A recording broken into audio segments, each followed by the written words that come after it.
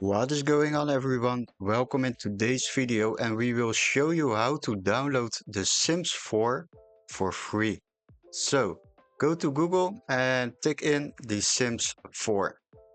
Click on enter, and now what you can do, you can go to the original game maker's website, or you scroll a little bit down to the Steam link. Steam is a gaming platform. You can enter that site.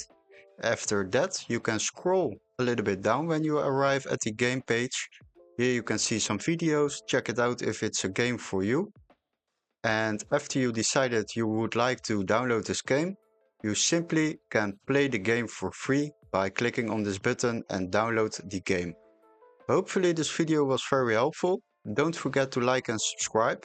And let us know in the comments which game you would like to see next. See you. Bye bye.